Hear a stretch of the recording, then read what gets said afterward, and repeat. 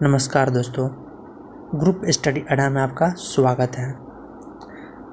दोस्तों, हम लोग इस वीडियो में यूपी पुलिस के फुल मैक टेस्ट नंबर 1 को विद डिटेल्स के साथ डिस्कशन करने जा रहे हैं। दोस्तों, आप लोग जानते हैं कि यूपीएसआई के एग्ज़ाम में कुल प्रश्नों की संख्या 160 है। टाइमिंग का बात करें तो 2 आवर्स हैं और मार्क्स की बात करें तो टोटल मार्क्स 400 है, जिसमें हिंदी के प्रश्नों की संख्या 40 है, मैथ का 40 एंड रीजनिंग का 40 एंड जीके जीएस मूल विधि एंड पॉलिटिक्स लॉ कुल मिलाकर 40 क्वेश्चन। तो दोस्तों चलिए हम लोग अब शुरू करते हैं विथ नो नेगेटिव मार्क्स। इस एग्ज़ाम में नेगेटिव मार्किंग नहीं है, तो चलिए दोस्तों हम लोग टेस्ट नंबर 1 को विथ फुल डिटेल्स के साथ देखेंगे। चलिए दोस्तों अब हम लोग स्टार्ट करते हैं। इसमें दोस्तों हम पहले इनकरेक्ट से हिंदी का इनकरेक्ट क्वेश्चन को देखेंगे, हिंदी के स्टार्ट करेंगे हिंदी से। तो चलिए दोस्तों हम लोग स्टार्ट करते हैं। हिंदी का प्रश्न संख्या A2 है। पायो जी मैंने राम रतन धन पायो, पायो जी मैंने राम रतन धन पायो में कौन सा अलंकार है? पायो जी मैंने राम रतन धन पायो में कौन सा अलंकार है? ऑप्शन में यमक है, श्लेष है, रूपक है, अनुप्रास है। तो चलिए दोस्तों इसका जवाब दीजिए क्या होगा। तो दोस्तों इसका आंसर होगा रूपक अलंकार।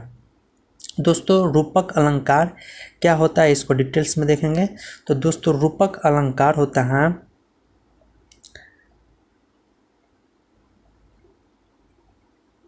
जहाँ उपमेय और उपमान में कोई अंतर नहीं होता है, वहाँ पर रूपक अलंकार होता है। जैसे चरण कमल बंधु हरि राय।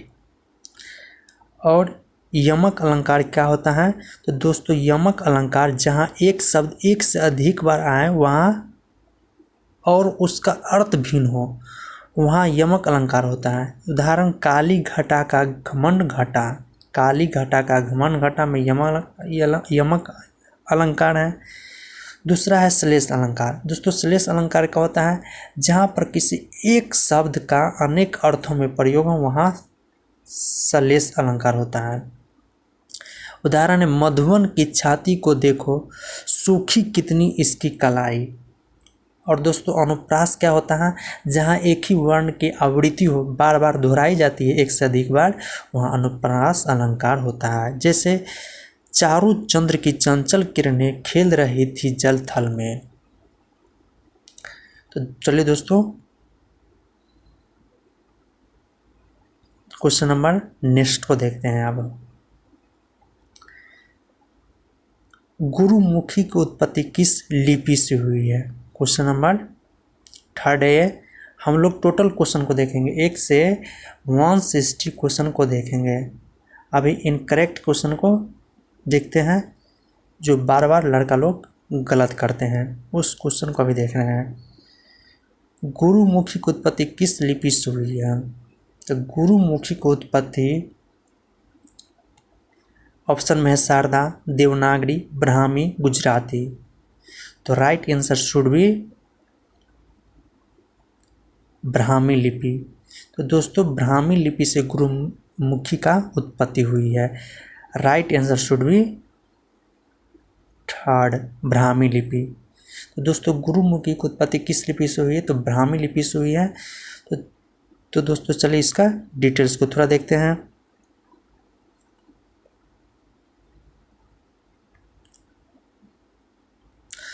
गुरुमुखी लिपि की उत्पत्ति ब्राह्मी से हुई है।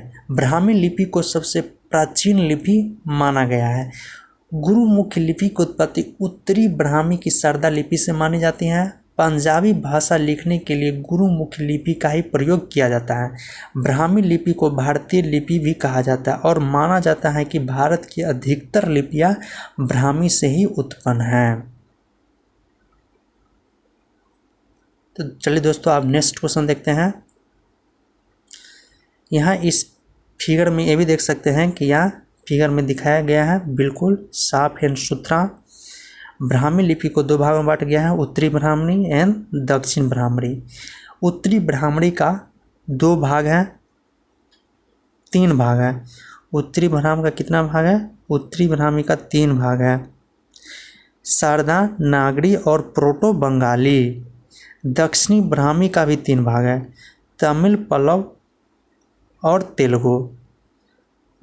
फिर शारदा ब्राह्मी का एक भाग है गुरुमुखी, जो आपके प्रश्न में पूछा गया था। और नागरी से है देवनागरी, गुजराती। प्रोटो बंगाली से बंगाली और असमिया। और पल्लव ग्रंथ से है मलयालम।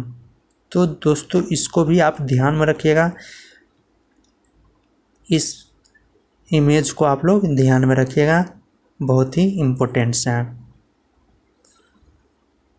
नेक्स्ट क्वेश्चन देखते हैं आप। Question number 6।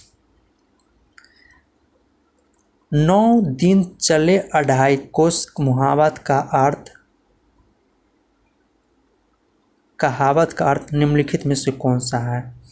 9 दिन चले 2.5 कोस यानी बहुत धीमे धीमे काम कर रहा है। ऑप्शन में है, एक तो करेला दूसरे नीम चढ़ा। ये बिल्कुल गलत है। ऑप्शन सेकंड में है, गलती करने पर भी उसे स्वीकार न करना। ये भी गलत है। अधिक उधार से कम नगद अच्छा। ये भी गलत है। धीमी गति से कार्य करना, ये बिल्कुल सही है। यानी 6 का 4 इज द राइट आंसर। 9 दिन चले 2.5 कोस, यानी 9 दिन में आप 2.5 कोस ही चल रहे हैं। आप फीलिंग कर सकते हैं इसको, यानी बहुत धीमे धीमे काम कर रहा है। तो धीमी गति से कार्य करना, 9 दिन चले 2.5 कोस यानी बहुत धीमी गति से कार्य करना। 6 का 4 is the right answer. Next question देखते हैं। चलिए दोस्तों, क्वेश्चन नंबर 7। गांव गरीब होंगे समर्थ और देश बनेगा समृद्ध। कोष्टक में दिए गए शब्दों का वचन बदलिए। जो ये कोष्टक में दिए गए हैं उनका आपको वचन में परिवर्तन करना है। गांव गरीब का वचन परिवर्तन करना है आपको, गांव गरीब का। दोस्तों ऑप्शन में है गांव गरीब, सेकेंड में है गांव गरीबो, गांव गरीबो, गांव गरीबो, गांव गरीबो।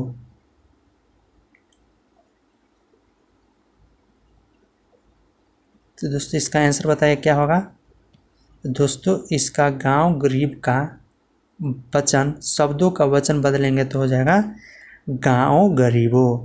तो दोस्तों second is the right answer, गांव गरीब हो। गांव गरीब का वचन बदलेंगे तो गांव गरीबो हो जाएगा।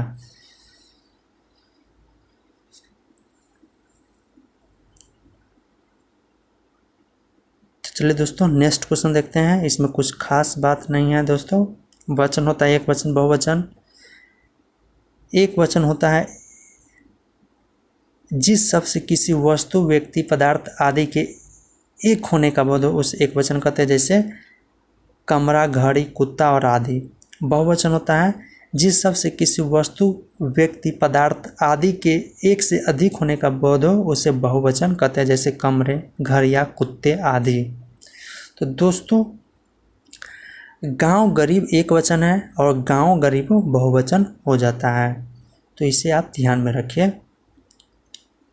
नेक्स्ट क्वेश्चन दोस्तों, नेक्स्ट क्वेश्चन 2008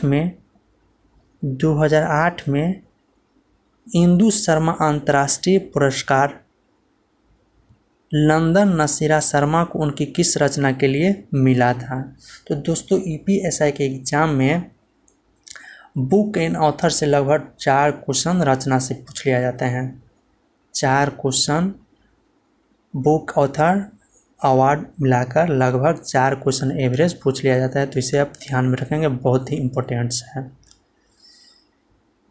क्वेश्चन में है 2008 में इंदु शर्मा अंतर्राष्ट्रीय पुरस्कार लंदन नसीरा शर्मा को उसकी किस रचना के लिए मिला था।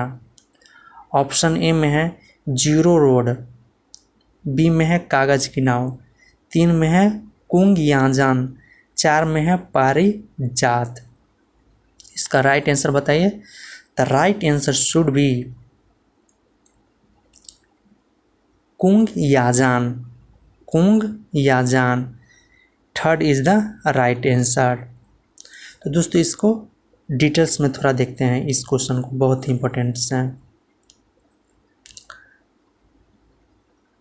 कुंग याजान नसीरा शर्मा द्वारा 2008 इंदु शर्मा अंतर्राष्ट्रीय पुरस्कार लंदन विजेता उपन्यास है। इस उपन्यास का प्रकाशन कब हुआ था? तो इस उपन्यास का प्रकाशन दोस्तों 2005 में हुआ था और अवार्ड ये मिला 2008 में। शेष विकल्प भी नसीरा शर्मा द्वारा लिखित उपन्यास है, परंतु इन्हें यह पुरस्कार नहीं मिला, इसीलिए विकल्प सही उत्तर नहीं है। और इनके अन्य उपन्यास 7 नदियाँ, इनके अन्य उपन्यास नसीरा शर्मा को आप ध्यान में रखिएगा, बहुत इंपॉर्टेंट है। जैसे कागज की नाव भी ज़्यादा इम्पोर्टेंट है, बहुत ज़्यादा इम्पोर्टेंट है।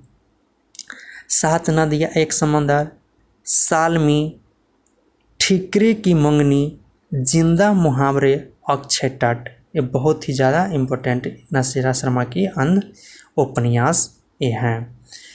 तो चलिए दोस्तों आप नेक्स्ट क्वेश्चन देखते हैं। 2018 में भारत भारती पुरस्कार किसे दिया गया था? भारत भारती पुरस्कार किसे दिया गया था 2018 में? तो भारत भारती पुरस्कार 2018 में दोस्तों, भारत भारती बता सकते हैं प्रथम अवार्ड किसको दिया गया था?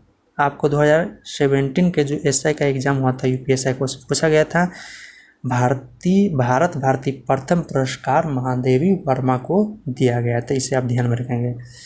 और यहाँ क्वेश्चन है 2018 में प्रथम किसे दिया गया था?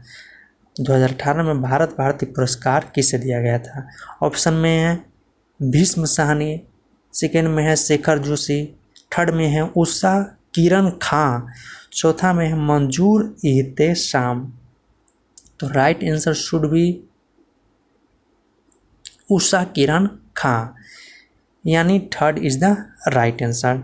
दोस्तों उषा किरण खां को वर्ष 2018 का भारत भारती पुरस्कार दिया गया था।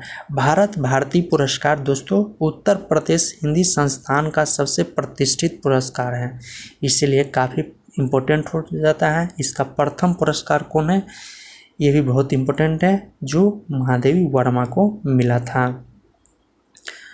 इसके अन्य अवार्ड जैसे दोस्तों भीष्म साहनी को मैथिली चरण गुप्त सम्मान 2001 में मिला गया था।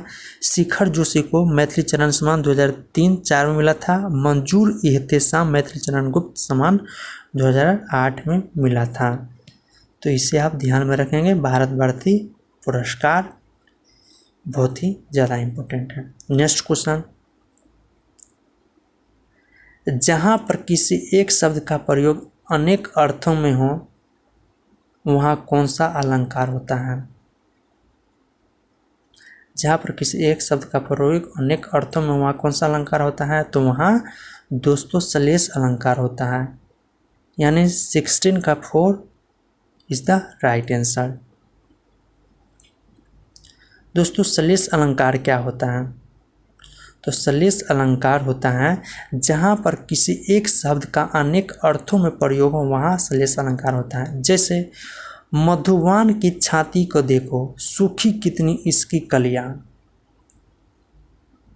उपमा क्या होता है? उत्प्रेक्षा क्या होता है? अतिशयोक्ति क्या होता है?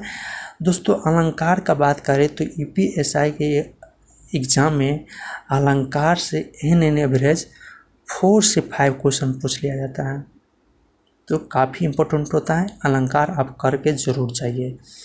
नेक्स्ट क्वेश्चन देखते हैं। चलिए दोस्तों नेक्स्ट क्वेश्चन, तपस्वी शब्द का स्त्रीलिंग क्या होगा? तपस्वी शब्द का स्त्रीलिंग क्या होगा? तो दोस्तों तपस्वी शब्द का स्त्रीलिंग क्या होगा?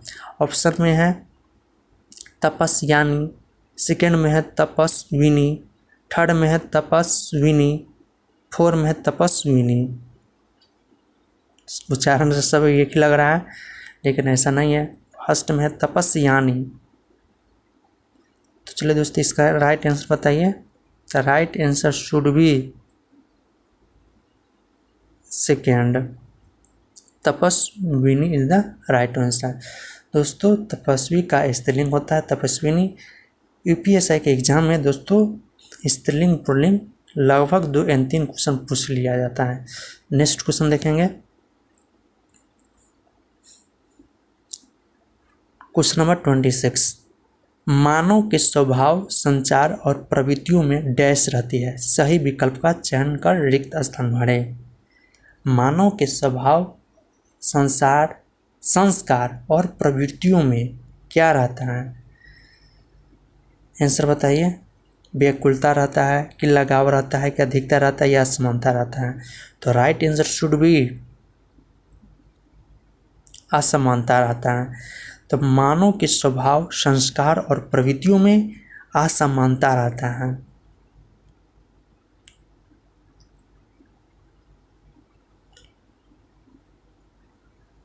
असमानता शब्द रिक्त के स्थानों के लिए सर्वदा उचित शब्द होगा, क्योंकि अन्य शब्द जैसे व्याकुलता, लगाव, अधिकता उचित उत्तर नहीं है। व्याकुलता का प्रयोग कब होता है? जब व्याकुलता से भरे शांति के सुकून देती है। लगाव, प्रेम का पहला पड़ाव किसी से लगाव के द्वारा शुरू होता है। और अधिकता, घटनाओं का अधिकता डराती है। तो दोस्तों असमानता ही बहुत उचित है, ऑप्शन है। तो दोस्तों इसका असमानता ही राइट आंसर होगा। चलिए दोस्तों नेक्स्ट क्वेश्चन देखते हैं। नेक्स्ट क्वेश्चन, जब डैश है तो बेहतर है, चुप ही रहो, सही मुहावरे को छांटकर वाक्य पूर्ण कीजिए। फिर से पढ़ते हैं, जब डैश है तो बेहतर है कि चुप ही रहो। ऑप्शन में दूध के दांत टूटना, दूध कर चाटना, नमक हराम होना, दूध का धूला। राइट आंसर बताइए क्या होगा? तो राइट आंसर शुड बी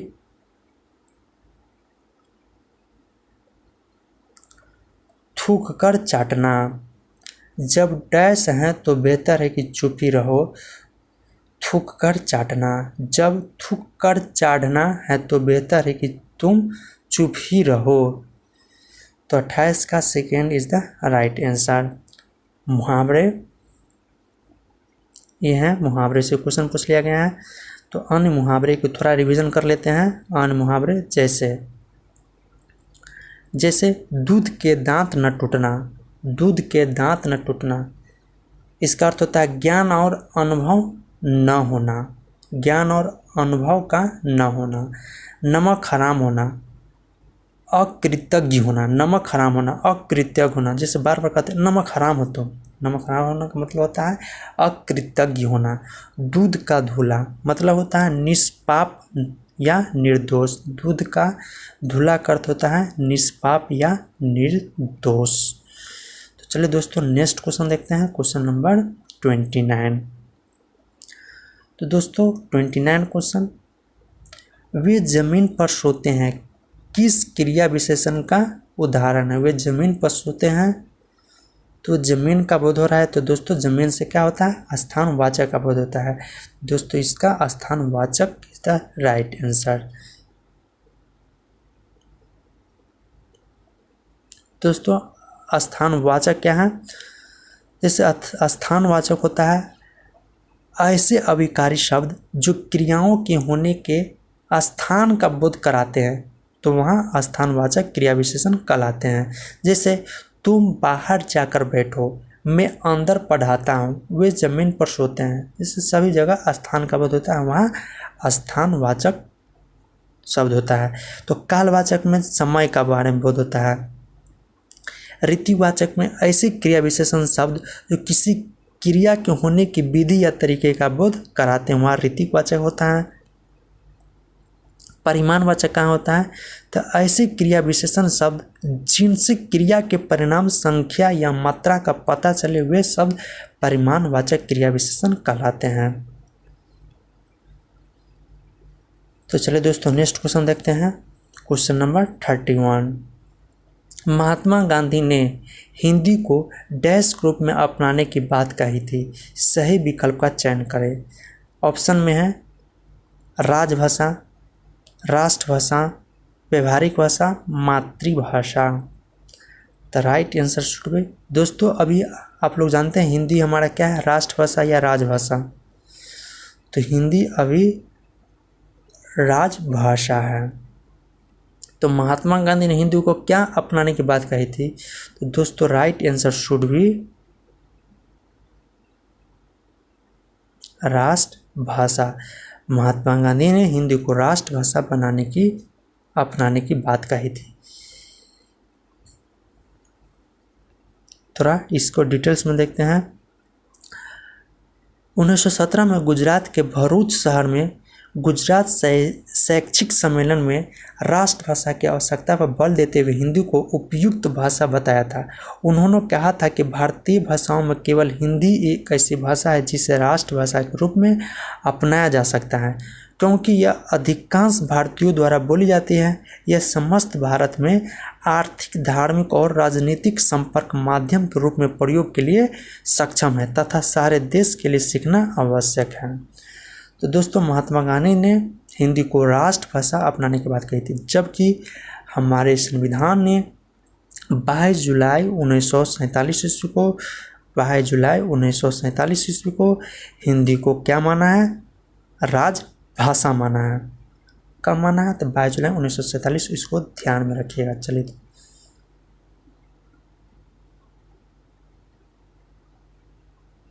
दोस्तों 24 सितंबर होना चाहिए। 24 सितंबर 24 सितंबर 22 जुलाई 1947 को झंडा को स्वीकृत किया था, जबकि 14 सितंबर को हिंदी दिवस मनाते हैं। इसी दिन हिंदी को राजभाषा के रूप में अपनाया था।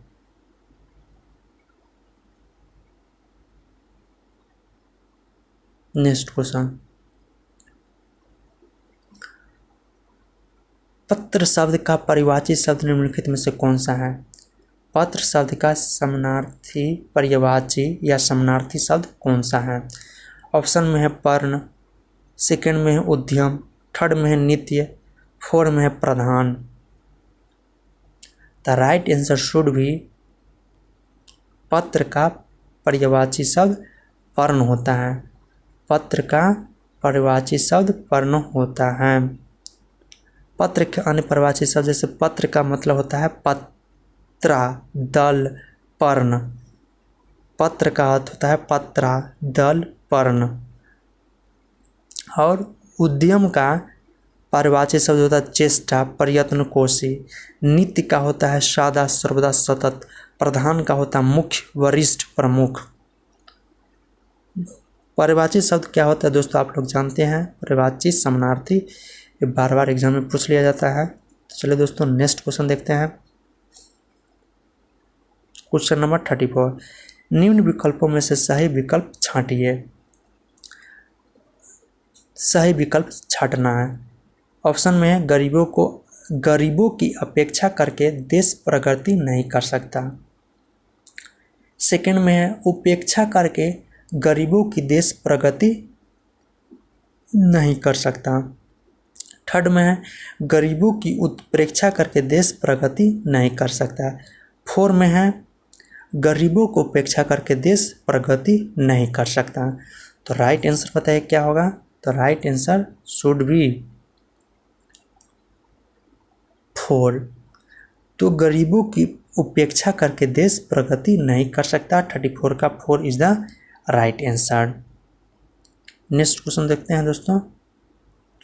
दावत का बहुवचन शब्द क्या है? दावत का बहुवचन शब्द क्या है? दावत का बहुवचन शब्द ऑप्शन में है दवाते, दवातिया, दवाते, दवाती। तो राइट आंसर शुड बी दवाते। दवात का बहुवचन शब्द दवाते होता है, यानी third is the right answer. दोस्तों एक वचन बहुवचन क्या होता है आप लोग जानते हैं, इसको ध्यान में रखिए, बार बार ये पूछ लिया जाता है। नेक्स्ट क्वेश्चन, सेवक शब्द का लिंग क्या है? सेवक शब्द दोस्तों स्त्रीलिंग है या पुल्लिंग है या उभयलिंग है, आपको बताना है। सेवक शब्द क्या होगा, इसका आंसर बताइए। तो राइट आंसर पुल्लिंग है। तो सेवक शब्द दोस्तों पुल्लिंग होता है।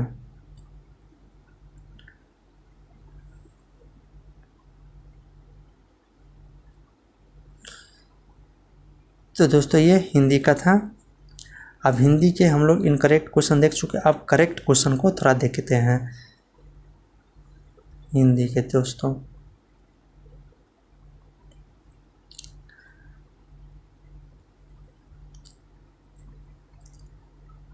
पारा विद्यान क्वेश्चन नंबर 1 है हिंदी का। पारा विद्या अविनाशी डैश और डैश के दिव्य स्वरूप का ज्ञान देती है। तो पारा विद्या अविनाशी परमेश्वर और आत्मा के दिव्य स्वरूप का ज्ञान देती हैं। 1 का second is the right answer. Next question, उच्छ्वास शब्द के लिए उचित वाक्यांश छांटिए। उच्छ्वास शब्द के लिए, तो उच्छ्वास का मतलब होता है ऊपर आने वाली श्वास। उच्छ्वास ऊपर आने वाली श्वास, यानी 4 का third is the right answer. Next question, शतरंज के खिलाड़ी किस लेखक लेखिका की कृति हैं? तो शतरंज के खिलाड़ी मुंशी प्रेमचंद के द्वारा लिखित कृति हैं। तो दोस्तों मुंशी प्रेमचंद की अन्य कृति बहुत ज़्यादा इम्पोर्टेंट है। तो दोस्तों अन्य कृतियाँ हैं जैसे शतरंज के खिलाड़ी, गोदान, गबन, पुष्प की रात। नेक्स्ट क्वेश्चन दोस्तों, फिल इन द ब्लैंक्स करना है। मानव जीवन मिलते ही इंसान जीवन रूपी सागर में तैरना सीख जाते हैं, यानी 8 का third is the right answer. Next question, जीवन जीने की कलाएं अनुभव से सीखी जाती हैं। कलाएं शब्द का एक वचन बताओ। तो कलाएं शब्द का एक वचन शब्द है काला, यानी 9 का second is the right answer. Next question, निम्न विकल्पों में से एक सही विकल्प छांटिए। तो दोस्तों इसका 10 का second is the right answer होगा। मानव जीवन की सत्कारता जीवन उपरांत उसके द्वारा किए गए कार्य हैं। नेक्स्ट क्वेश्चन, क्वेश्चन नंबर 11 देखते हैं। दो टूक बात कहना। दो टूक बात कहना मुहावरे का क्या है? दो टूक बात करना, तो दोस्तों हम लोग देखते हैं कि दो टूक मतलब बहुत कम बोलता है और स्पष्ट कह देता है, यानी थोड़े शब्दों में स्पष्ट बात कहना। दो टूक कहना यानी थोड़े शब्दों में स्पष्ट बात कह देना है, यानी 13 का second is the right answer. Next question, question number 14। पाँव मेहंदी लगाना। पाँव में मेहंदी लगना। पाँव में मेहंदी लगना का अर्थ क्या है? तो दोस्तों पाँव में मेहंदी लगना यानी कहीं जाने में असमर्थ पढ़कर काटना, कहीं जाने में अशक्त होना। तो 14 का A is the right answer. Next question, question number 5। दिए गए विकल्प में से आच्छादित शब्द का विपरीतार्थक शब्द क्या है? तो आच्छादित का क्या होता है? अनाच्छादित, यानी 15 का third is the right answer. आच्छादित का क्या होता है? अनाच्छादित। नेक्स्ट क्वेश्चन, दिए गए विकल्पों में से सही शब्द चुनिए। तो सही शब्द चुनिए। मानव और इज्जत कमाने में मानव जीवन की साथ करता है। मानव मान और इज्जत कमाने में ही मानव जीवन की साथ करता है, यानी 17 का second is the right answer. Next question, question number 18। सक्षम शब्द का विलोम पहचानिए। तो सक्षम का होता है दोस्तों अक्षम, यानी 18 का third is the right answer. 18 का third is the right answer. Next question, question number 19। दिए गए विकल्पों में से शुद्ध शब्द छांटिए। तो शुद्ध शब्द है लोगों की धारणा आज भी यही है कि धन दौलत ही सर्वस्व है। 19 का second is the right answer. Question number 20। शायद वह कल नहीं आएगा। शायद वह कल नहीं आएगा इस वाक्य में प्रयुक्त काल को पहचाने। शायद वह कल नहीं आएगा, आएगा मतलब फ्यूचर का बात कर रहा है, तो भविष्य काल है, तो ऑप्शन ए में बहुत काल, ये तो गलत है, बिल्कुल गलत है। सेकेंड में अपूर्ण वर्तमान काल, थर्ड में वर्तमान काल, तो यहाँ पर आएगा भविष्य काल से बात हो रहा है, यानी 20 का 4 is the right answer. Question number 22, दिए गए शब्दों में से शब्द विशेषण के प्रकार हैं। नीचे दिए गए शब्द किस विशेषण के प्रकार हैं? 2 लीटर थोड़ा बहुत, तो 2 लीटर थोड़ा बहुत से क्या आपको लगता है? तो ये परिमाण, मात्रा के बारे में बात कर रहा है, यानी 22 का second is the right answer.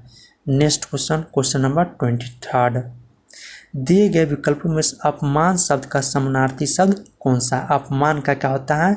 अपमान का अनादर। अपमान का समानार्थी शब्द क्या होता है? अपमान का होता है अनादर, यानी 23 का second is the right answer. और अपमान का विलोम होता सम्मान, यहाँ अपमान का समानार्थी पूछ रहा है, तो अपमान का अनादर।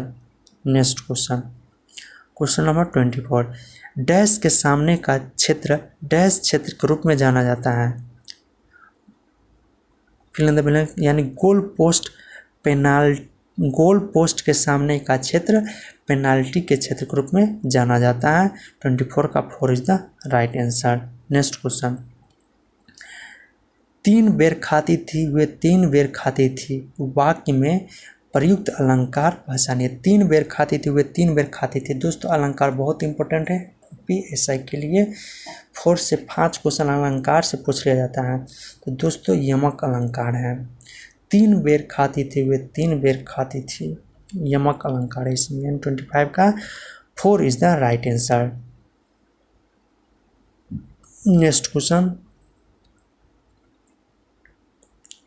क्वेश्चन नंबर 27, क्रिया की विशेषता का बोध कराने वाले शब्द कहलाते हैं।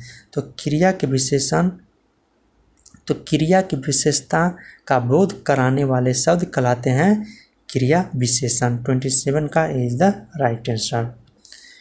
क्वेश्चन नंबर 30, भास्कर शब्द का समानार्थी शब्द क्या है? तो भास्कर का होता है दिवाकर, यानी 30 का 3 इज द राइट आंसर।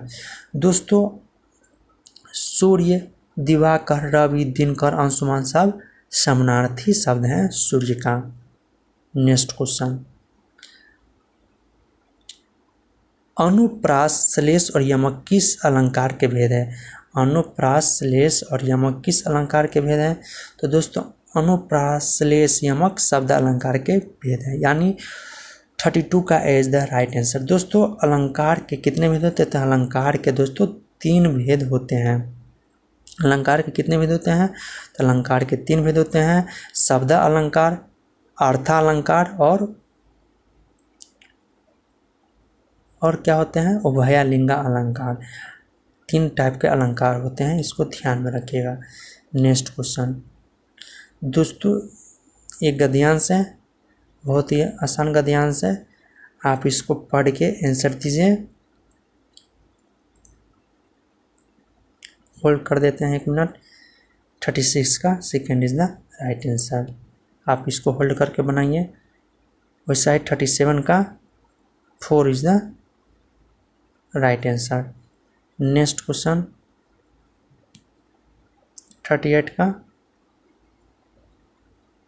आसान भूतकाल is the right answer. Next question 39, अर्धनारीश्वर किसकी रचना है? तो दोस्तों विष्णु प्रभाकर की ये रचना है। अर्धनारीश्वर किसकी रचना है? तो विष्णु प्रभाकर की रचना है। दोस्तों UPSI के एग्जाम में 4 से 5 क्वेश्चन एवरेज रचना ऑथर का पूछ लिया जाता है अवार्ड मिलाकर। तो अर्धनारीश्वर किसकी रचना है? तो विष्णु प्रभाकर का है। 39 का इज द राइट आंसर। दोस्तों कुछ रचना इंपॉर्टेंट को रिवीजन थोड़ा कर लेते हैं। जैसे मुंशी प्रेमचंद की रचना है, कौन कौन सा रचना है? गबन है, गोदान है, कर्मभूमि है और रंगभूमि है। महात्मा गांधी की रचना है जैसे हिंद स्वराज, दक्षिण अफ्रीका में सत्याग्रह। हिंद स्वराज। रामविलास शर्मा का है भाषा और समाज। निराला की साहित्य और साधना। तो दोस्तों हिंदी का हम लोग टोटल 40 क्वेश्चन देख चुके हैं। अब दोस्तों हम लोग थोड़ा जीके जीएस का क्वेश्चन देखते हैं। तो दोस्तों जीके जीएस का दोस्तों हम पहले इनकरेक्ट का देखेंगे।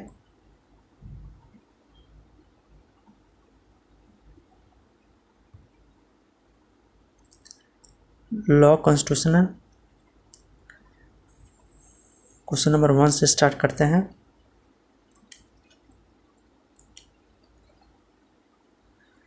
With which Mughal rural is the Moti Masjid in Agra associated.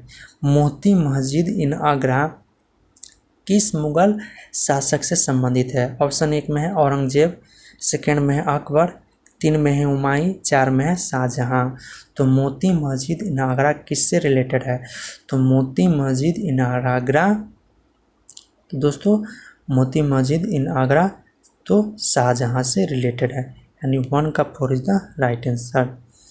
1 का 4 इज द राइट आंसर। दोस्तों मोती मस्जिद अगर इन दिल्ली पूछता तो दोस्तों इसका हो जाता है औरंगजेब हो जाता है, यानी 1 का 4 is the right answer.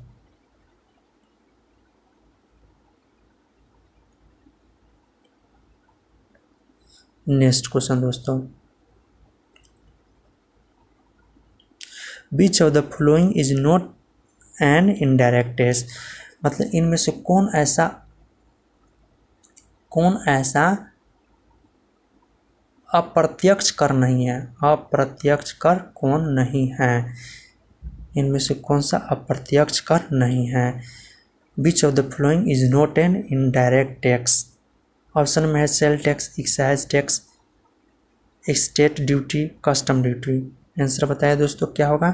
Right answer should B state duty, यानी 2 का 3rd is the right answer. दोस्तों स्टेट ड्यूटी जो होता है आपको इनडायरेक्ट टैक्स नहीं है। आप लोग जानते हैं इनडायरेक्ट और डायरेक्ट टैक्स में अंतर क्या है? आप लोग ध्यान में इसे जरूर रखें, बहुत ज़्यादा इम्पोर्टेंट है।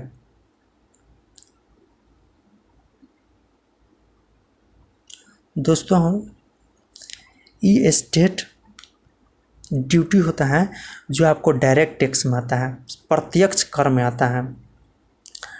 दोस्तों जीएसटी से थोड़ा कर आ गया है तो थोड़ा जीएसटी के बारे में जान लेते हैं। तो दोस्तों आप लोग जानते हैं कि जीएसटी इंडिया में कब से लागू हुआ है? जीएसटी थोड़ा हम लोग रिवीजन कर ले, जीएसटी कब से लागू हुआ है? तो जीएसटी इंडिया में 1 जुलाई 2017 को लागू हुआ था, इंडिया में लागू है। दोस्तों जीएसटी पूरे वर्ल्ड में सर्वप्रथम कहाँ लागू हुआ था? तो जीएसटी वर्ल्ड में सबसे पहले फ्रांस में लागू हुआ था। फ्रांस में सबसे पहले लागू करने वाला देश है 1954 में। और दोस्तों इंडिया में कब लागू हुआ? किस देश के मॉडल पर आधारित है? इंडिया का जीएसटी मॉडल किस देश के मॉडल पर आधारित है? तो आपके दोस्तों कनाडा के मॉडल पर आधारित है, इसे ध्यान में रखेंगे। भारतीय जीएसटी किस मॉडल पर आधारित है? तो कनाडा जीएसटी के मॉडल पर आधारित है। नेक्स्ट क्वेश्चन देखेंगे आप, विच section of the code of the criminal procedure states compensation payable to the victim under section 357A will be in addition to the compensation payable under section 326A 336D of the IPC।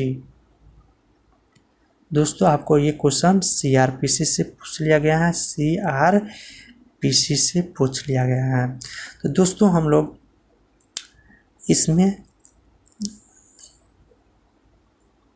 लोग देखते हैं कि आपको UPSC के exam में लगभग CrPC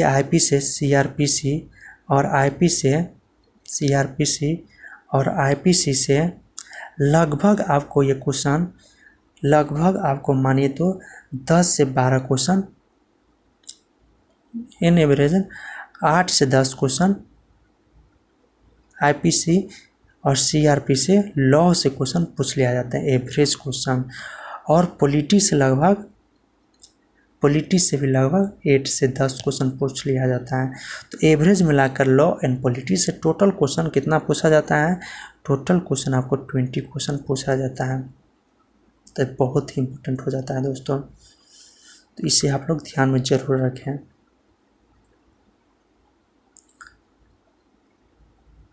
इसका answer बताइए।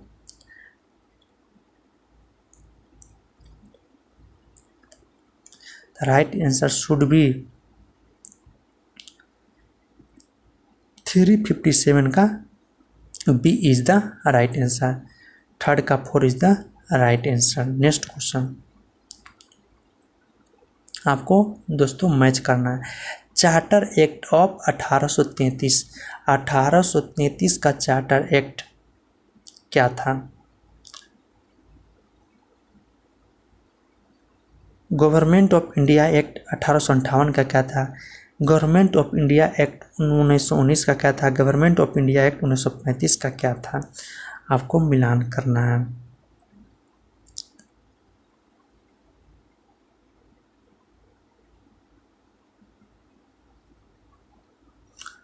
तो एबोलिश द ईस्ट इंडिया को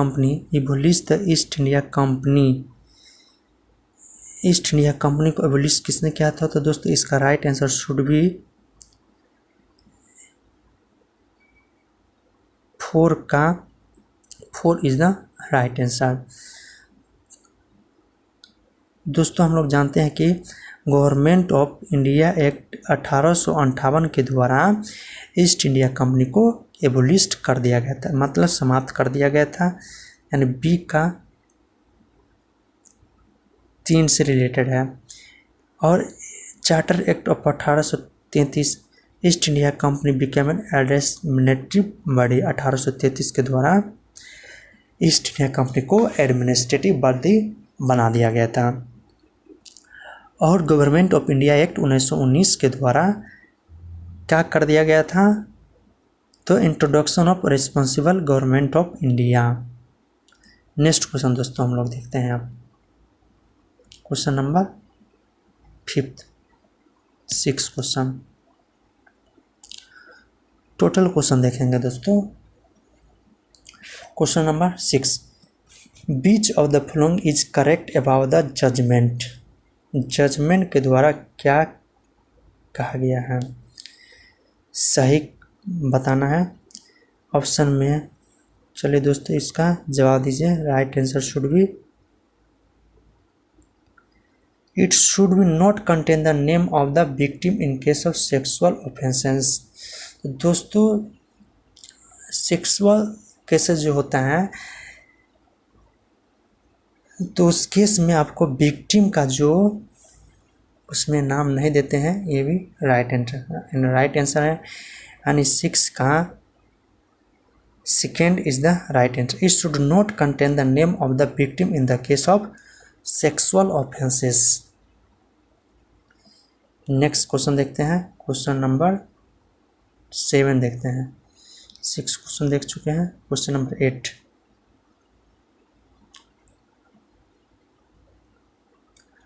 for granting pardon under section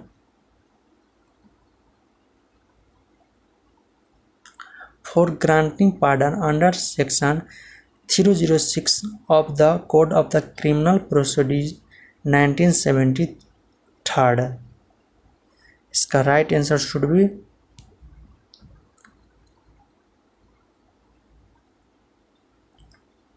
four is the right answer. The person granting pardon need not in the police custody, not in the police custody।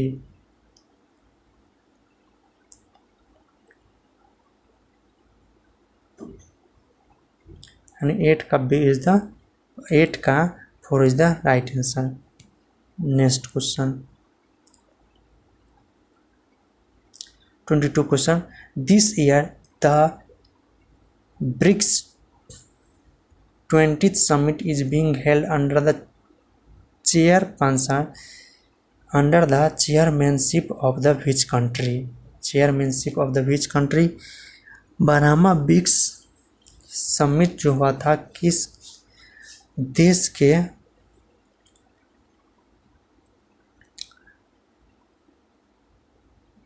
Chairmanship में किया गया था?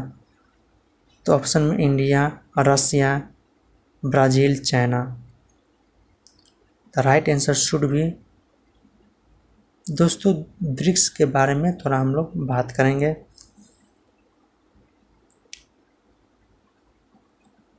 तो दोस्तों BRICS का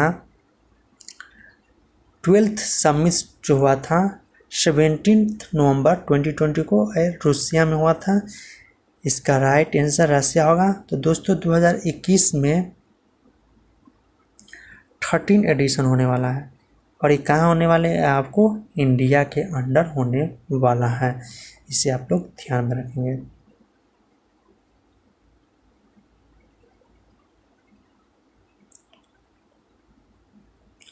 Which of the following was the first of census conservation or the depletion of the ozone layer? Ozone layer के बारे में कौन सा कंजर्वेशन कन्वेंशन कॉन्फ्रेंस है ओजन लेयर के बारे में? The right answer should be Vienna Convention. Vienna conference 23rd का 4 is the right answer. Vienna conference कब हुआ था दोस्तों? तो Vienna conference is hold in Austria in 1985। इसे आप लोग ध्यान में रखेंगे। Next question number 24। Which of the following judgment declared that the parliament has no power to amend any of the provision of part 3rd of the constitution of India? दोस्तों part 3rd of the constitution of India आप जानते हैं क्या है? इसमें part 3rd में क्या है? तो मूल अधिकार है। पार्ट 3rd में क्या है? मूल अधिकार है। पार्ट 2 में क्या है? नागरिकता है, सिटीजनशिप है। ऑप्शन में Kesavananda Bharati versus state of Kerala, Golaknath versus state of Punjab, Champakam Dorairajan versus state of Madras, Minerva Hills limited versus government of India. तो right answer should be Golaknath versus state of Punjab. 24 का second is the right answer.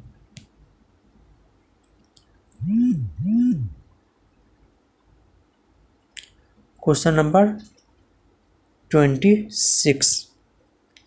Who among the following is the ex officio chairmanship of zonal council? Zonal council का ex official chairman कौन होता है? 26 का option में है union home minister. Union home minister. Option B में prime minister of India.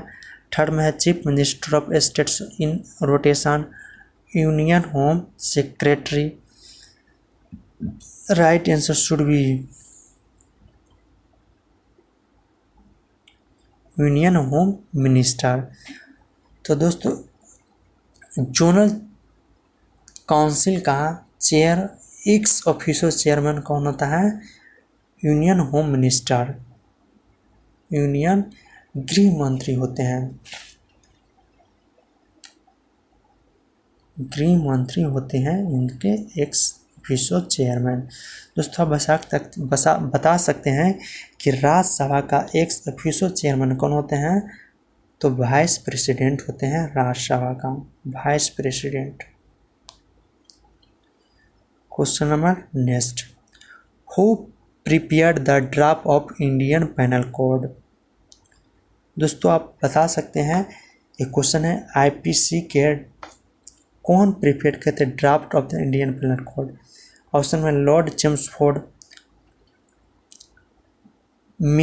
म्यूरिक लिनफोर्ड गायर, lord Canning, Thomas Babington Macaulay. दोस्तों 32 का 4 is the right answer. Macaulay किया था दोस्तों, इसका ड्राफ्ट तैयार मैकाले ने किया था आईपीसी का। 32 का 4 इज द राइट आंसर। थोड़ा इसके बारे में डिटेल में थोड़ा देखेंगे। तो दोस्तों आप लोग आईपीसी जो देखते हैं तो IPC was first IPC the draft of the Indian penal code was prepared by the first law commission in 1835. Its report has been submitted to the Governor General of Indian Council in 1837 and Indian Penal Code was enacted in 1860 and amended in 1862. दोस्तों Indian penal code ये कब से प्रभावित हुआ? तो 1 जनवरी 1862 ईस्वी से प्रभावित हुआ आईपीसी, इसे आप ध्यान में रखेंगे। और इसको गवर्नर जनरल ने कब स्वीकृति प्रदान की थी? तो 1860 में 7 अक्टूबर 1860 ईस्वी को गवर्नर जनरल ने इसे सम्मति दी थी। और लागू हुआ था आईपीसी कब? तो 1 जनवरी 1862 ईस्वी को लागू हुआ था। तो इसे आप ध्यान में रखेंगे।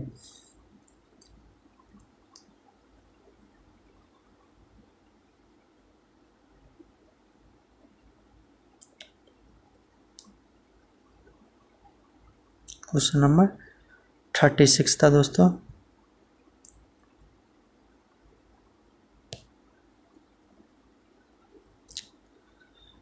Observe the flowing carefully. आपको ट्रैफिक सिग्नल से क्वेश्चन है, मूल विधि का ये क्वेश्चन है। आपको ये बताना है आंसर क्या होगा। Major road, narrow bridge, railway crossing, damaged road. तो 36 का right answer should be railway crossing होना चाहिए। आई थिंक 36 का third is the right answer. 36 का third is the right answer. चलिए दोस्तों इसको राइट आंसर देखते हैं। Wrong mistakes. दोस्तों इसकी आपको ध्यान से देखना है। ट्रैफिक सिग्नल है, ट्रैफिक सिग्नल से एक क्वेश्चन जरूर पूछ लिया जाता है। तो यह दोस्तों डैमेज रोड का सिग्नल है। 36 का 4 is the right answer. Next question, question number 37। When the air pollution control act was enacted. वायु प्रदूषण एक्ट कब लागू हुआ था? व्हेन डिड वायु प्रदूषण was acted? Right answer should B 1981। 37 का 4 is the right answer.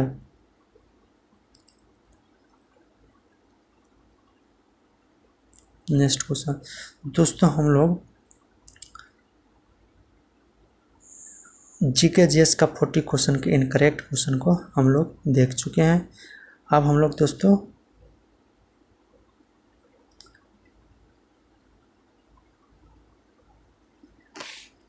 13 question को देख चुके हैं। आप करेक्ट क्वेश्चन में देखेंगे लॉ एंड कॉन्स्टिट्यूशंस के बाकी 27 क्वेश्चन।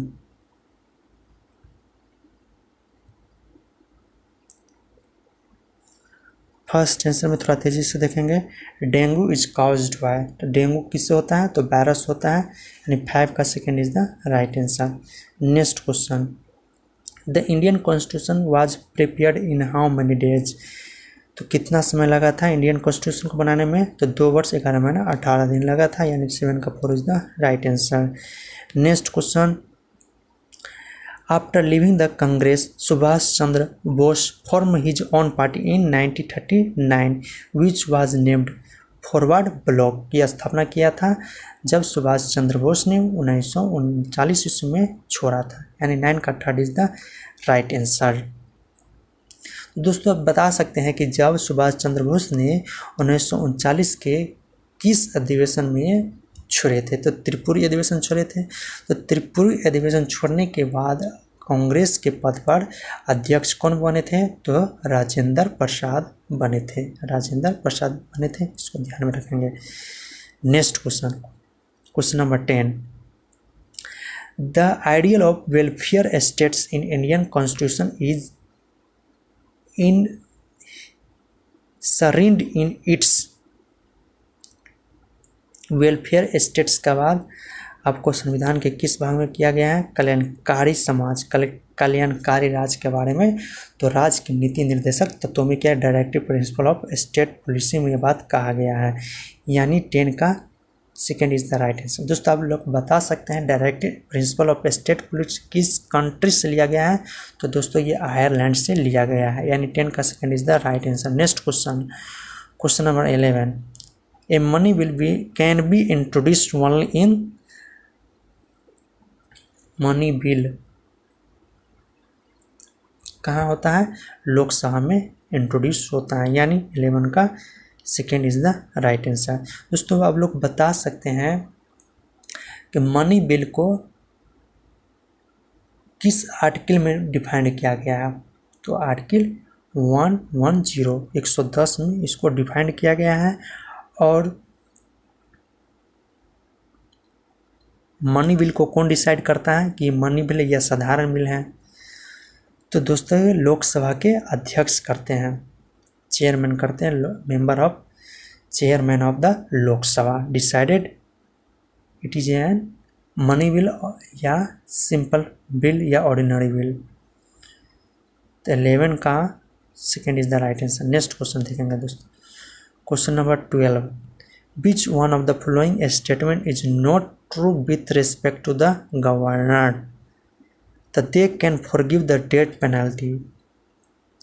तो दोस्तों दे जो मृत्यु दंड होते हैं इसको गवर्नर क्षमा नहीं करते हैं, बिल्कुल गलत है, इसीलिए 12 का second is the right answer. Next question, question number 13, under which section of IPC a hangman who hang the prisons pursuant to the order of the court is exempt from criminal liability?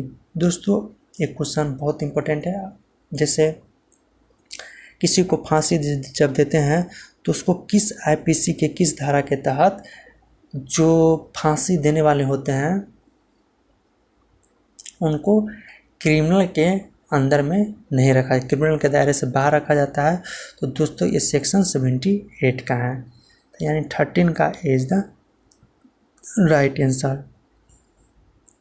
Next question, question number next, which one of the following statement is correct? Which one of the following statement is correct? Rights are claim of the citizen against the states. Rights are claim of the citizen against the states. 14 का third is the right answer. Next question, which section of IPC provides the nothing is an offense which is done by a child under 7 years of the age? जो बच्चे 7 year से कम होते हैं उनके द्वारा कोई भी जो आपराधिक कार्य होते हैं वो अपराध की श्रेणी में नहीं होता है। तो ये किस सेक्शन में है? तो RT2 में है दिया गया, एंड 50 का is the right answer. Next question, question number 16, the process of the splitting white light into its 7 color constituent color is called dispersion। 16 का second is the right answer, dispersion. दोस्तों क्या है ये डिस्पर्शन? जैसे हम लोग दोस्तों प्रिज्म से एक वाइट लाइट को गुजारते हैं तो ये दोस्तों यहाँ पर क्या होता है, जब प्रिज्म से लाइट को गुजारते हैं तो दोस्तों रिफ्रैक्शन के बाद क्या होता है, बाहरी आउटपुट पर ये 7 कलरों में डिवाइड हो जाता है, और ये जो होता है विव्यूअर में ये टूट जाता है, विव्यूअर में टूट जाता है, इसी को डिस्पर्शन कहते हैं। 7 कलर में दोस्तों ये बढ़ जाता है, जिसको डिस्पर्शन कहते हैं। नेक्स्ट क्वेश्चन, यहाँ पर आपको फिगर में दिखाया गया है,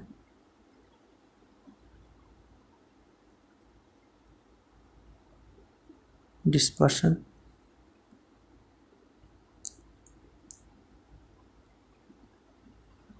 ये इमेज को आप देख सकते हैं, यहाँ पर डिस्पर्शन का इमेज दिखाया गया है यहाँ पर। नेक्स्ट क्वेश्चन,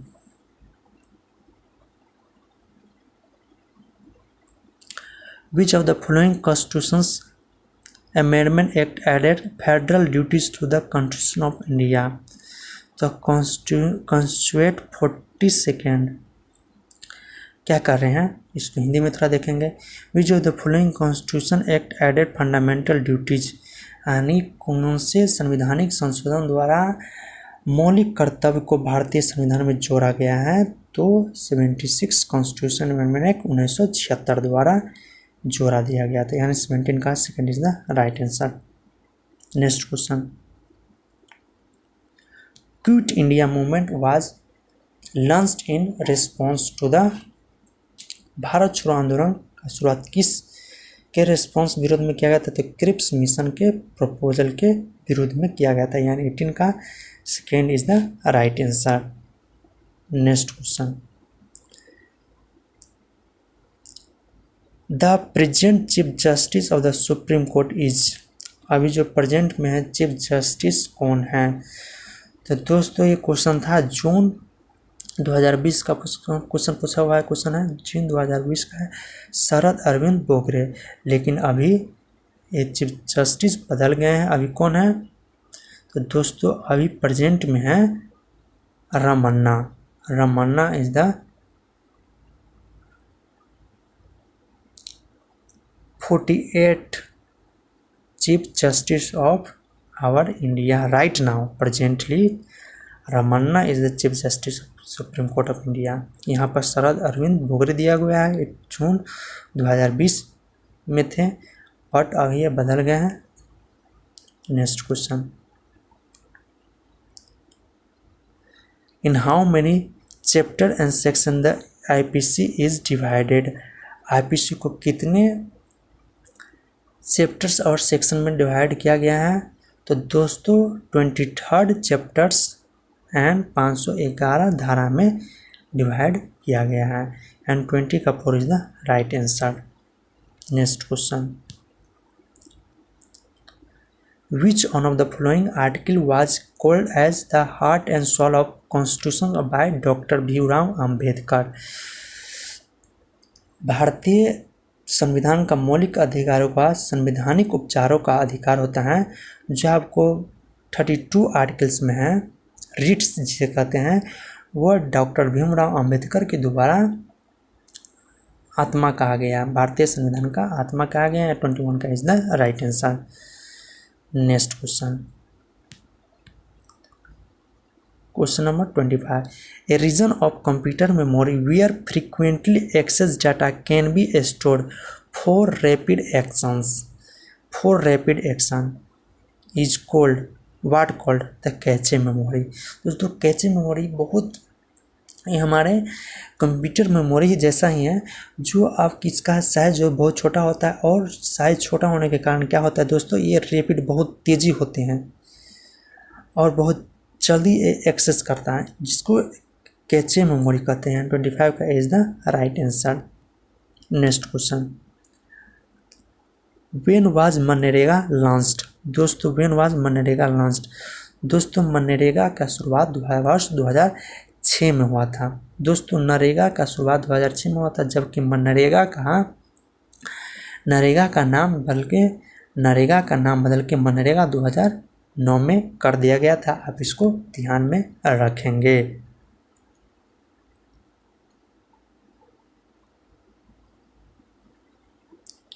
नेक्स्ट क्वेश्चन,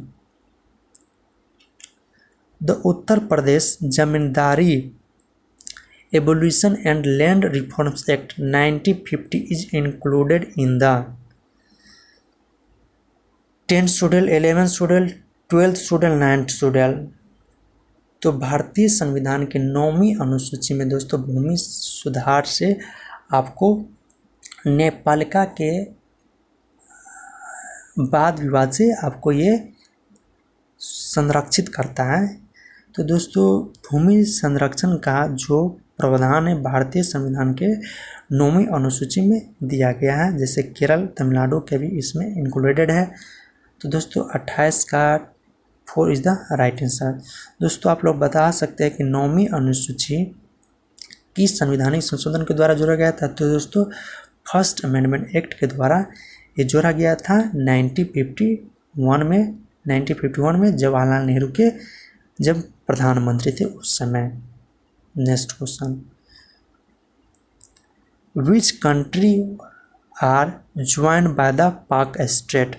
पाक स्टेट दोस्तों आप लोग जानते हैं जो इंडिया और श्रीलंका के बीच में है। 29 का is the right answer. Next question, in October 2020 prime minister Narendra Modi launched the physical distribution of property cards under which of the following scheme. तो स्वामित्र योजना। तो दोस्तों एक क्वेश्चन आपको स्वामित्र योजना आपको किसी भी एक उस क्वेश्चन से क्वेश्चन रिसेंटली पूछ लिया जाता है।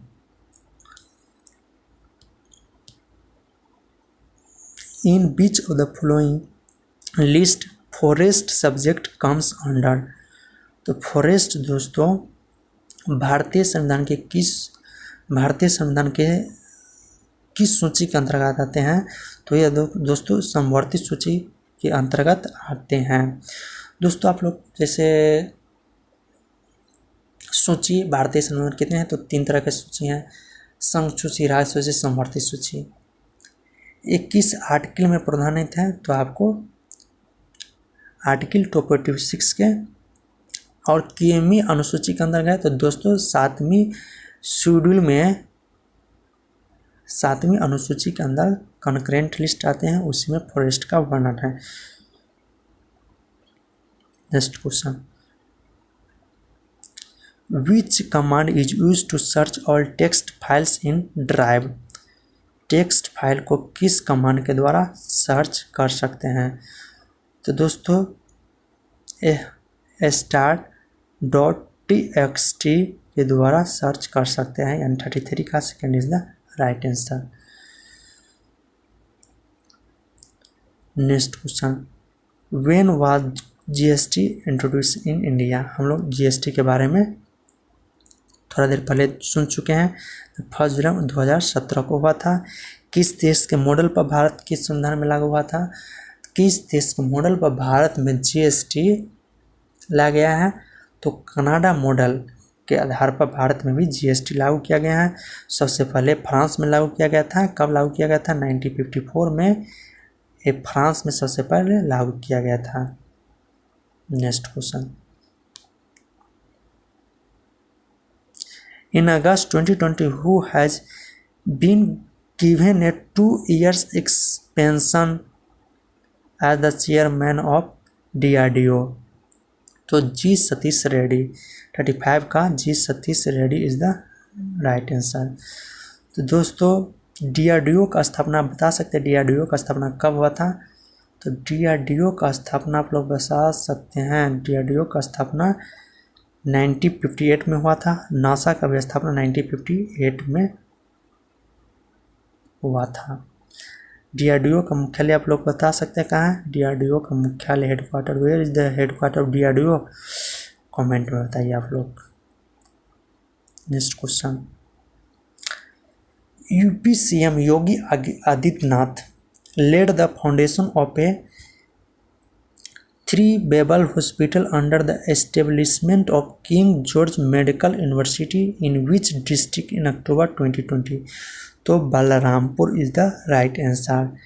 38 का third is the right answer. Next question, which of the following statement is correct in the contest of Indian democracy. Allows people to choose their representative. तो भारतीय संविधान में भारतीय लोगों को अधिकार है कि वो अपने अनुसार वोट कर सके, अपने रिप्रेजेंटेटिव को चुन सकें। 39 का is the right answer.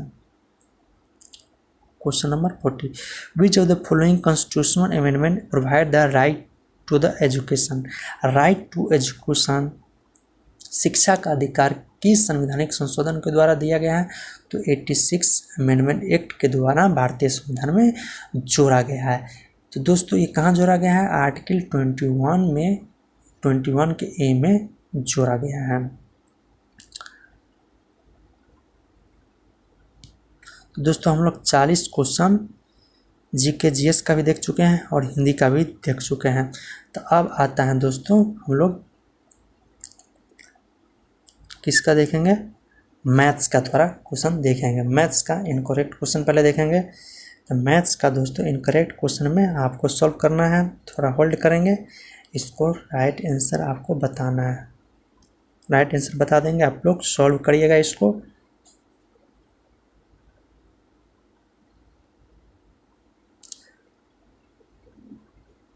To का राइट आंसर इज द 6। इसका सॉल्यूशन हम लोग देख सकते हैं, इस सॉल्यूशन इसका है। नेक्स्ट क्वेश्चन आप लोग होल्ड करके इसको बनाइए। राइट आंसर शुड बी 4 का B.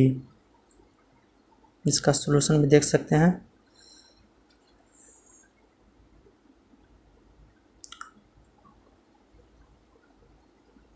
Next question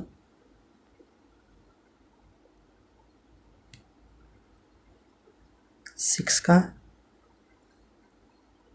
second is the right answer. Next question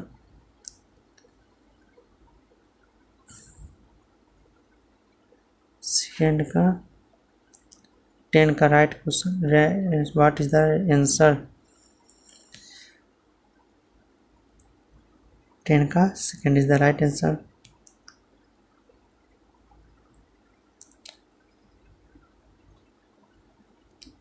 eighteen का राइट आंसर।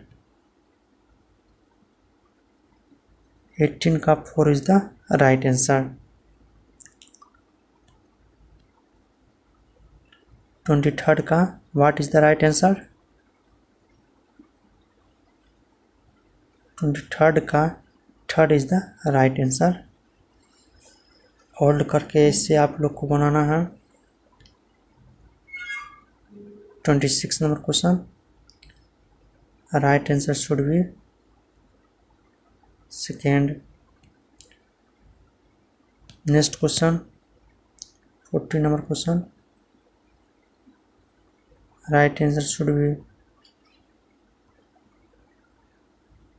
4। अब दोस्तों इनकरेक्ट क्वेश्चन को देखेंगे।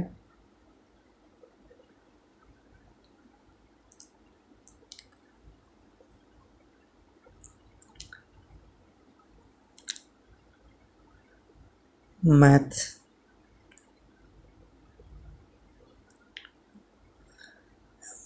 1 का राइट आंसर 4। थर्ड का राइट आंसर 1। आपको होल्ड करके बनाना है।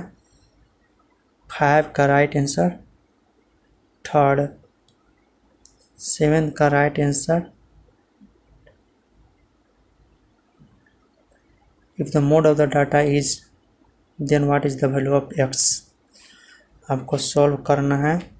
नेक्स्ट क्वेश्चन 8 का राइट आंसर 1। 9 का right answer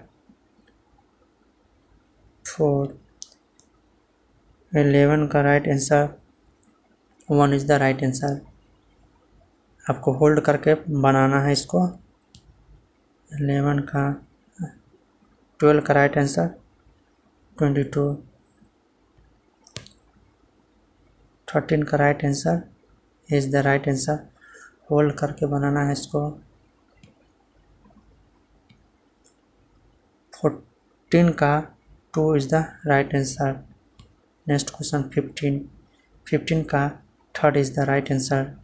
next question number 16 का A is the right answer. Question number 17 A is the right answer. Next question 19 का third is the right answer. Next question 20। 20 का 2 is the right answer. 21 का third 4 is the right answer. 22 का third is the right answer. 22 का third is the right answer. 24 का 1 is the right answer. 25 का 1 is the right answer. 27 का second is the right answer. Next question, question number 28 1 is the right answer. Question number 29 third is the right answer. Question number 30 1 is the right answer. Question number 31 1 is the right answer. Question number 32 second is the right answer. आपको hold करके बनाना है। Question number 33 third is the right answer.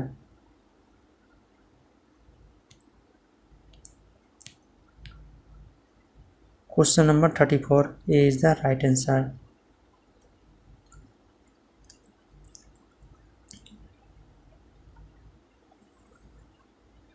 Question number 35 A is the right answer. Question number 36 second is the right answer. दोस्तों हम लोग आप math का question देख चुके हैं। तो दोस्तों आपको क्या करना है, होल्ड करके आपको सभी क्वेश्चन को ट्राई करना है। अब रीजनिंग का दोस्तों देखते हैं। रीजनिंग का क्वेश्चन देखते हैं। थर्ड का right answer should be, second is the right answer. आपको होल्ड करके सभी क्वेश्चन को सॉल्व करना है। 23 का right answer should B, third is the right answer. 24 का right answer should B, third is the right answer. Third is the right answer. 24 का right answer should B 31 का 4 is the right answer. Next question, statement assumptions का एक question है। Right answer should B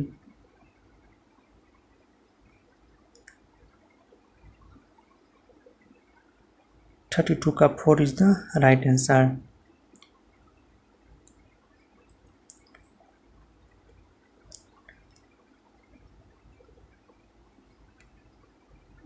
next question 37,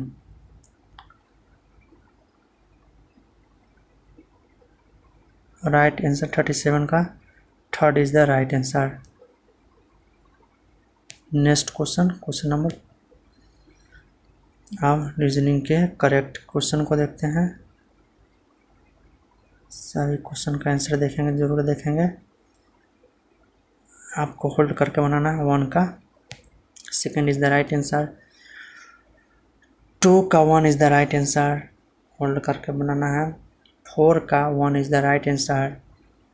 5th का दोस्तों ये question selection and best question है, selection and qualification. उसको होल्ड करते हैं। आप लोग स्क्रीनशॉट लेकर इसको बना सकते हैं। तो 1 is the right answer. Question number 6 आप लोग होल्ड करके इसको बना सकते हैं। 1 6 का is the right answer. 7th का third is the right answer, third. 8 का find the odd word from the given alternatives। जैसे क्वेश्चन में है रिमंड, सैमसंग, वाई, एप्पल। दोस्तों तो ये इलेक्ट्रॉनिक्स कंपनी है, जबकि रिमंड्स कपड़ा का कंपनी है, यानी ऑड हो जाता है। तो 8 का इज द राइट आंसर।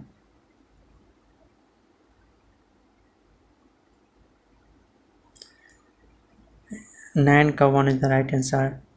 10 का third is the right answer. 11 का third is the right answer. 12 का 1 इज द राइट आंसर। आपको होल्ड करके बनाना है, वीडियो पॉज करके।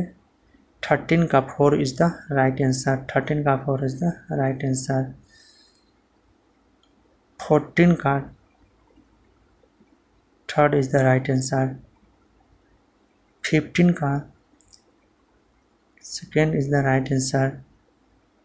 16 का 1 इज द राइट आंसर। 17 का third is the right answer. 18 का third is the right answer. 18 का third is the right answer. 19 का 4 इज द राइट आंसर। 20 का third is the right answer.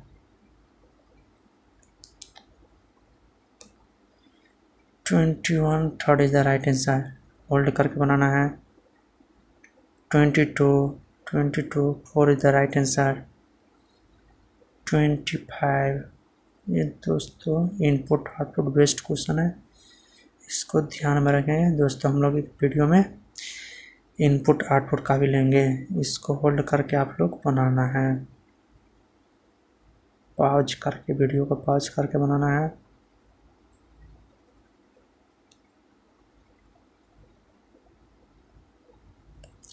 Twenty five का A is the right answer. 26 का second is the right answer. 27 का third is the right answer. 28 का third is the right answer.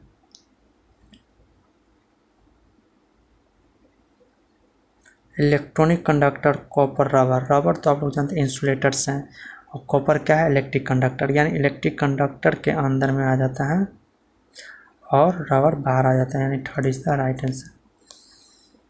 29 का is the right answer. Hold करके आपको बनाना है।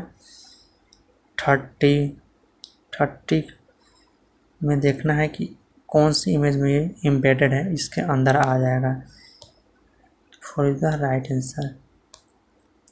33 का 4 is the right answer. Syllogism है दोस्तों। लायन और फॉरेस्ट। 34 में 4 देखना, फॉरेस्ट के अंदर भी लायन और वॉल्फ पाया जाता है। 34 का 4 is the right answer. 36 1 is the right answer. Hold करके बनाना है। 40 का 1 इज द राइट आंसर। तो दोस्तों ये लास्ट क्वेश्चन था। तो दोस्तों अब हम लोग थोड़ा एनालाइज करते हैं। दोस्तों कुल मिलाकर हम लोग देखते हैं तो दोस्तों हिंदी में आप लोग क्या करेंगे, हिंदी में एन एवरेज का बात करें तो ऑथर्स एंड बुक से लगभग हम लोग क्वेश्चन 4 से 5 क्वेश्चन देख चुके हैं हिंदी में। बुक्स एंड ऑथर रचना अवार्ड से हैं। और अलंकार से कितने क्वेश्चन थे, अलंकार से दोस्तों 4 से 5 क्वेश्चन थे। समानार्थी हो गया। उसके बाद गद्यांश से क्वेश्चन कितने थे, तो 3 क्वेश्चन थे, यानी 5 5 10 13, टोटल 3 टॉपिक से 13 क्वेश्चन। और समानार्थी पर्यायवाची हो गया, शुद्ध अशुद्धि, लिंग क्वेश्चन था, क्रिया विशेषण था। उसके बाद मुहावरा एंड लोकोक्ति से भी क्वेश्चन 3 से 4 क्वेश्चन पूछे जाते हैं। तो हम लोग हिंदी के बारे में मोटे तौर पर एक क्वेश्चन आते ही आते हैं, हर शिफ्ट में क्वेश्चन आया हुआ है। और दोस्तों हम लोग जीके जीएस का बात करें तो मोटे तौर पर पॉलिटी और मूल विधि से एन एवरेज 20 क्वेश्चन आते हैं। और उसके बाद हिस्ट्री ज्योग्राफी पॉलिटी मिला, history geography science current affairs का टोटल 2 से 3 क्वेश्चन रहते हैं। और उसके बाद साइंस हो गया, हिस्ट्री, इकोनॉमिक्स, यानी 20 क्वेश्चन अदर 20 रहते हैं और 20 क्वेश्चंस मूल विधि एंड एफिशिएंसी मिलाकर एक क्वेश्चन रहता है। तो मोटे तौर पर हम लोग यहाँ से इतना क्वेश्चन को पकड़ के जरूर रखेंगे। अब मैथ का बात करें तो दोस्तों मैथ में आपको मैथ में हम लोग देखे हैं कि इसमें एडवांस मैथमेटिक्स बिल्कुल नहीं रहता है। तो आप लोग ज़्यादा से ज़्यादा अर्थमेटिक्स पर ध्यान दें। एडवांस मैथमेटिक्स में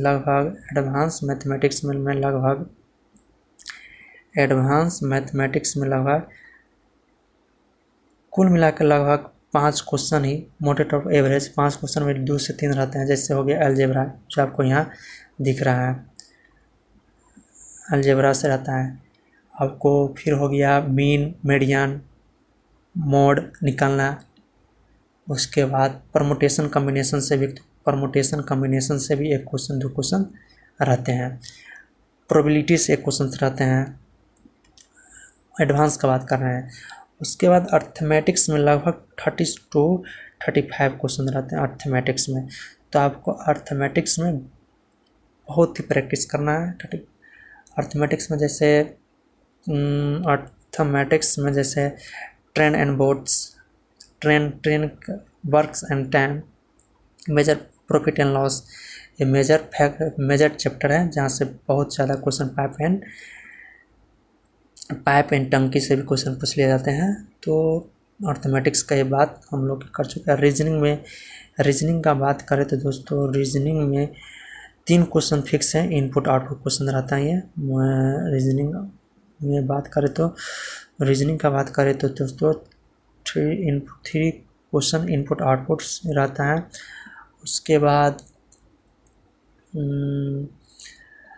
सिलेक्शन एंड क्वालिफिकेशन जो क्वेश्चन रहता है, सिलेक्शन की एक क्वालिफिकेशन है तो ये यहाँ पोस्टेड हो जाएगा, इसको डायरेक्टर के पास जाएगा। एक क्वेश्चन से लगभग 3 क्वेश्चन रहते हैं। तो 6 क्वेश्चन ये रीजनिंग का जो बैंक के सिलेबस से पूछ लिया जाता है। ये फिक्स है, हर शिफ्ट में 6 क्वेश्चन रहता है। या उसके बाद सोलिज्म, नंबर सीरीज, अल्फान्यूमेरिक, ABCD वाले जो रहते हैं उससे ये क्वेश्चन पूछ लिया जाता है। उसके बाद statement and conclusion, statement assumptions से लगभग 2 या 3 क्वेश्चन रहते हैं। उसके बाद डायरेक्शन डैश फिगर क्वेश्चन भी बहुत ज़्यादा पूछ लिया जाता है। फिगर में जैसे ट्रिंगल का भी total number of triangle 1-2 question रहता है, नहीं भी रहता है। उसके बाद फिगर से एम्बेडेड फिगर,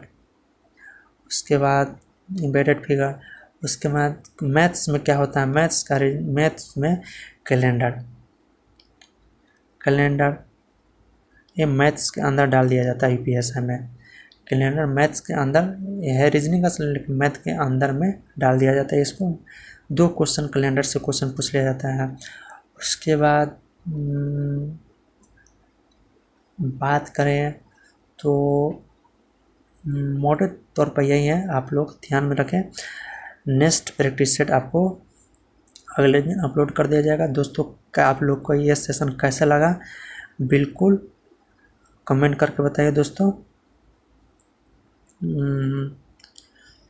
ये सेशन आप लोग को कैसा लगा बिल्कुल कमेंट करके बताइए। अगर किसी क्वेश्चन में कोई डाउट या प्रॉब्लम है तो कमेंट करके बताइए। दोस्तों ये टेस्ट 1 था, टेस्ट 2 को अगले दिन अपलोड कर दिया जाएगा। टेस्ट 1 था, ये टेस्ट 2 को अगले दिन अपलोड कर दिया जाएगा। जय हिंद दोस्तों, थैंक फॉर वॉचिंग। जय हिंद दोस्तों।